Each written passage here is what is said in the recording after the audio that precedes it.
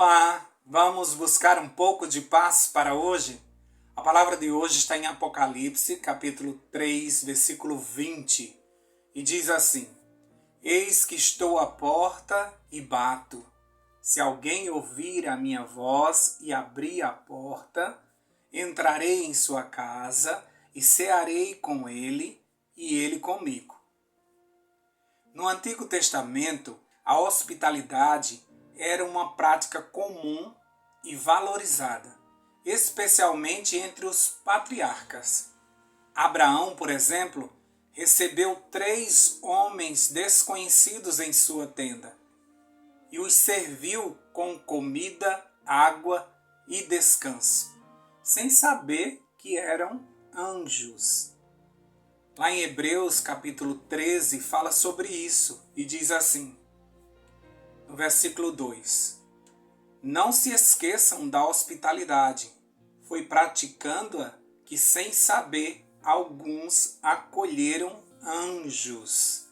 Então era comum naquela época, era praticamente uma ordenança. Depois que Abraão teve esse contato com os anjos por sua hospitalidade, criou-se essa cultura de receber as pessoas, de proteger elas, de cuidar delas. No Novo Testamento não é diferente. A hospitalidade continua sendo um tema importante, sendo mencionado em diversos versículos como um dever cristão. Jesus ensinou sobre a importância de amar o próximo e acolher os necessitados, e seus seguidores foram incentivados a praticar a hospitalidade sem distinção. Lá em 1 Pedro, capítulo 4, versículo 9, diz assim: Sede hospitaleiros uns para com os outros, sem vos queixar. Então, desde do ocorrido com Abraão, receber alguém em casa passou a ser uma ordenança divina, uma expressão de amor, e o ato de comer à mesa com alguém representava intimidade. Hospedar era mais do que acolher, era ficar responsável pela proteção daquela pessoa, como ocorrido lá em Sodoma e Gomorra, quando Ló acolhe os anjos em sua casa. Lá em Gênesis 19:8, fala que ele oferece suas filhas para aqueles homens fazerem o que quisessem com elas, mas não tocassem naquelas pessoas que estavam sendo protegidas por ele em sua casa. Com base nisso, se tornou tradição esse acolher em casa, esse hospedar, esse receber em casa. E por isso Jesus se utiliza dessa característica do povo de Israel para dizer que está à porta querendo essa acolhida amorosa. O interessante é ver que o Rei do Universo cabe no nosso coração. Você não acha isso fantástico? Jesus cabe no teu coração. Tantos lugares extraordinários nesse universo para que ele habitasse, ele escolhe o nosso coração. Jesus não está procurando palácios, templos suntuosos. Ele sempre escolhe corações humildes que querem lhe receber. Lembra da dúvida da samaritana? Ela perguntou a Jesus: onde que a gente vai adorar o Senhor? Em que lugar? No templo em Jerusalém ou aqui no poço de Jacó? E aí Jesus disse que não era em lugar nenhum desses, porque Deus estava procurando adoradores que o adorassem em espírito e em verdade. Estava se inaugurando uma outra fase da espiritualidade. Deus não habitaria mais em casas feitas por mãos humanas, mas agora, através do seu Espírito, ele habitaria em nós. Isaías 57:15 já profetizava isso, ao dizer: porque assim diz o alto e o sublime, que habita na eternidade e cujo nome é santo. Num alto e santo lugar habito, como também com o contrito e abatido de espírito. Olha só, ele habita no santo lugar, mas também com o contrito e abatido de espírito, para vivificar, olha a missão dele, para vivificar o espírito dos abatidos e para vivificar o coração dos contritos.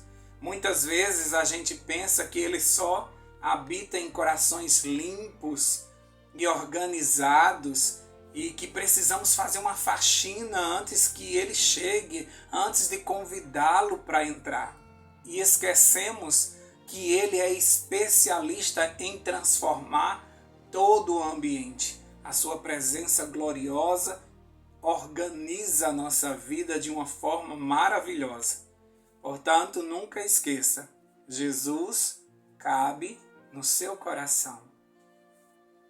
Sempre que a Bíblia faz referência a coração, na verdade, ela está falando de nossa mente. E muitas vezes a nossa mente está cheia de porcarias, cheias de pecado, cheias de filmes, cheias de séries, cheios de traumas, cheios de rancores, cheios de pensamentos negativos, sempre cheio de memória de uma vida toda. E por isso muitas vezes nós demoramos a atender Jesus e deixamos ele lá fora esperando até consertarmos tudo. Quantas e quantas vezes você adiou esse encontro com Jesus? Quantas e quantas vezes você demorou para entregar sua vida a Jesus? Quantas vezes você pensou, não, deixa eu organizar algumas coisas e depois, aí sim, eu entrego minha vida a Jesus. Eu ainda sou jovem, eu preciso aproveitar a vida. Depois eu entrego a minha vida ao Senhor. No momento eu não estou com cabeça para isso. No momento eu estou muito cheio de coisas. Quando tudo se resolver, eu convido Jesus para entrar. Esse é o maior engano. Satanás adora quem pensa dessa forma. Porque nós ficamos adiando algo que poderia ser consertado agora. Porque a presença de Jesus modifica toda a nossa vida. Quando é que a gente vai entender isso? Quando é que a gente vai entender que todas as mudanças verdadeiras, elas são feitas apenas com a entrada do Rei da Glória em nós? Lembra que Jesus disse que o reino dele não viria de forma visível, mas que ele já está entre nós, ele está dentro de nós? Nós precisamos aceitar Jesus para que ele estabeleça o seu reino dentro de nós. Por isso que muitas vezes Jesus não foi entronizado no teu coração e por isso você fica com uma vida dividida e não consegue fazer a vontade do Senhor. Simplesmente porque você não permitiu que ele entrasse na tua vida. Não precisa organizar nada, não precisa resolver nada. Nunca esqueça, Jesus cabe no seu coração. O vazio que você tem as medidas de Jesus. Quando ele entra, ele te completa. E quando ele entra, ele não vem só. Porque lá em João, no livro de João, capítulo 14, versículo 23, diz assim: Jesus respondeu: se alguém me ama, guardará a minha palavra, e o meu Pai o amará. E viremos para ele e faremos nele morada. Olha só o que Jesus está dizendo. Se você o ama, se você guarda as suas palavras, o Pai também te ama. E então, Deus o Pai e Deus o Filho vêm fazer morada em você. E como é que ele consegue fazer morada em você? Através do Espírito Santo. Então, a Trindade habitará em você no dia que você ouvir a voz batendo a porta do seu coração e lhe convidar Jesus para entrar. E daí em diante, nunca mais você será a mesma pessoa. É uma pena que nós adiamos isso o tempo todo. A gente quer tanto que o Espírito Santo esteja na nossa vida, mas muitas vezes nós adiamos essa decisão porque nós precisamos ainda consertar tantas coisas, precisamos modificar tantas coisas na nossa vida, que Jesus está ali na porta ainda batendo. O Espírito Santo foi enviado para esse momento da terra. Ele está em todas as pessoas, trabalhando de fora para dentro. Você consegue ouvir a voz dele externamente querendo entrar na tua vida. Ou seja, ele está batendo. Você observa nas cartas escritas em Apocalipse para todas as fases da igreja e você percebe Deus atuando dentro dessas igrejas, ajudando eles a retornarem ao primeiro amor, ajudando eles a dar força. Cada igreja tem uma forma diferente de Deus trabalhar. Quando chega na igreja de Laodiceia, que é a fase da nossa igreja, é o que nós estamos vivendo agora, o nosso Jesus não está dentro ajudando a resolver as coisas, ele está à porta batendo. Porque nós estamos vivendo agora a dispensação do Espírito. O Espírito foi enviado, mas ele só pode entrar naqueles que autorizam, que pedem, que diariamente pede o batismo do Espírito Santo para que ele entre. Na dispensação do Espírito é essa a forma que Deus escolheu, porque agora nós estamos tratando diretamente de salvação após a cruz. Você precisa receber esse Espírito que te conduzirá à mensagem da cruz. O problema é que a gente, sem o Espírito, a gente vai para a cruz, a gente aceita o sacrifício de Cristo, mas a gente não aceita que ele entre na nossa vida e faça as modificações que nós precisamos que sejam feitas. Por isso existem muitos cristãos na igreja que aceitaram Jesus como seu Salvador, mas não têm a vida transformada. Porque a vida só vai ser transformada se o Espírito entrar. Entende? Então por isso que você vê cristãos cometendo erros absurdos, tomando atitudes de uma pessoa igual um ateu, dando mau testemunho, pregando uma coisa e vivendo outra. Por quê? Porque eles não receberam o Espírito dentro de si. Então eles não conseguem ser como Jesus. Eles aceitam Jesus, mas não conseguem ser como Jesus. Porque o Espírito não entrou, então não tem como fazer as modificações. O Espírito não pode fazer modificações externas em você. Ele precisa entrar para gerar em você os seus frutos. Então, é por isso que nós conseguimos ver em poucas pessoas modificações genuínas, conversões genuínas, pessoas que foram transformadas, que a gente vê a história anterior e a gente vê a história de hoje, a gente percebe, meu Deus, como aquela pessoa foi modificada. Porque elas ouviram a voz de Jesus e deixaram que ele entrasse. E Jesus disse que entraria e cearia conosco. Porque é na mesa que a gente conversa, é na mesa que a gente faz amizade, é na mesa que a gente tem a intimidade de comer, dividir a nossa comida, a nossa família com aquela pessoa. E aí a gente se torna íntimos, nós nos tornamos íntimos. E é isso que Jesus quer fazer. Ele diz que é uma relação íntima. Eu cearei com eles e eles comigo. Ou seja, teremos um relacionamento íntimo. Esse que foi acolhido agora dentro de nós se torna alguém que a gente não quer que vá embora mais. A gente quer que ele fique para sempre em nós. Por isso, todos os dias nós precisamos pedir, fica conosco. Espírito Santo, continua comigo, me batiza mais uma vez. Ou seja, não saia. Aqueles que experimentaram o Espírito Santo entrando dentro de si, nunca mais se acostumarão a viver sem o Espírito. Nunca mais deixarão Jesus batendo a porta. Agora aqueles que não experimentaram, deixa ele lá e diz, não, um dia eu vou me dedicar mais, um dia eu vou dar estudo bíblico, um dia eu vou ler mais a palavra, um dia eu vou orar mais, e deixa a espiritualidade de lado e continua vivendo a sua vida. Nos finais de semana vai lá, faz um passeio na igreja, acha lindo a pregação, o louvor, volta para a sua vida normal e diz a todo mundo que é cristão. Mas apenas aceitaram Jesus, querem muito ser salvos, mas também não querem que Jesus volte agora, porque eles estão ainda com a vida totalmente errada e eles não querem, eles têm medo de Jesus voltar e eles não serem salvos. Então eles vão adiando isso, e Jesus está onde? Na igreja de Laodiceia? Está à porta batendo.